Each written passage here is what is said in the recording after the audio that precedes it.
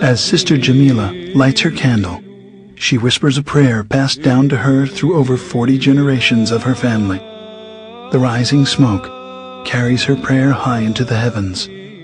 She is a member of the original Christian church, started almost 2,000 years ago. But what happened to this original church, and where do we find it?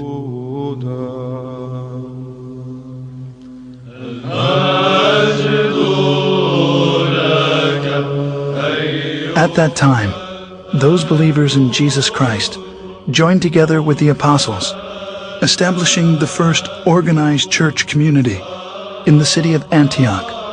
It is there in Antioch that they were first called Christians, as stated in Acts 11:25.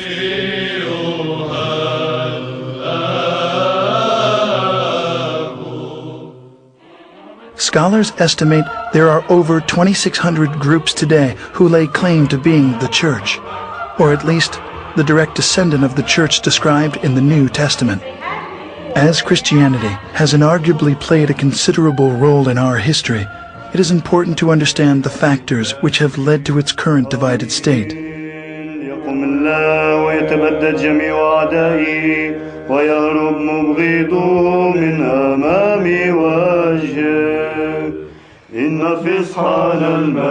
With the birth of the Church of Jesus Christ at Pentecost, the apostles made many missionary journeys. Over time, 5 patriarchates were established in Antioch, Jerusalem, Rome, Alexandria, and Constantinople. The apostle Peter was the first bishop of Antioch.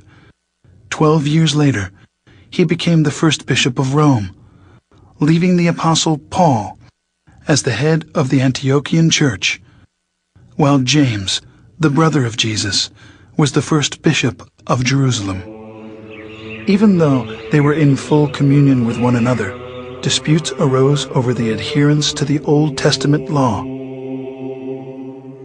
James gave the solution to settle all doctrinal and moral issues through ecumenical councils, and the church flourished for 1,054 years.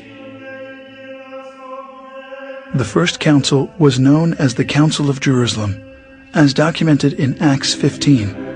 In the history of the Christian Church, we find scores of such councils, establishing its canon laws, which the Orthodox regard as the faith of the apostles, faith of the fathers, faith of the Orthodox, the faith which has established the universe. Heresies, disputes, numerous wars, and much persecution constantly challenged the early fathers of Orthodox Christians.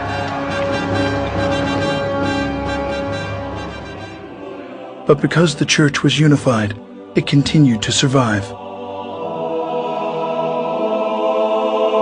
At the Ecumenical Council in 325 at Nicaea, the bishops decided they needed a creed. After much prayer and some 90 years, what's known today as the Nicene Creed was finally written.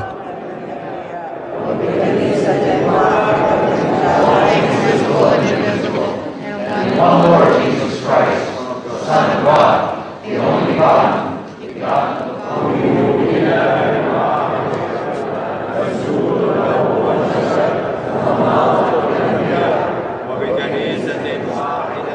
Between the years 325 and 787, 7 meetings were held to establish the laws of the Church.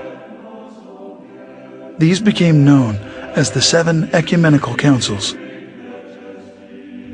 The faith of the Church, at the close of its first 1,000 years, was the same. The doctrine, the creed, the government were all recognized as one, everywhere. This one church was the Orthodox Church, which has weathered many attacks. This cohesion, however, was soon to end.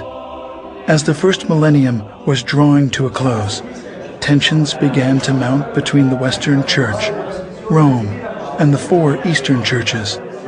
the bishops of Rome began to claim authority over the other 4 churches, on the claim that the Roman Patriarch was the only true successor of Peter.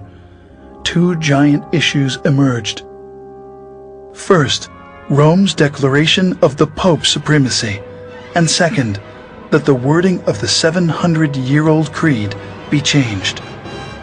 As disunity led to conflict, a cardinal was sent by the Roman bishop to slap a document on the altar of the church in Constantinople during a Sunday worship, excommunicating the Patriarch of Constantinople from the church.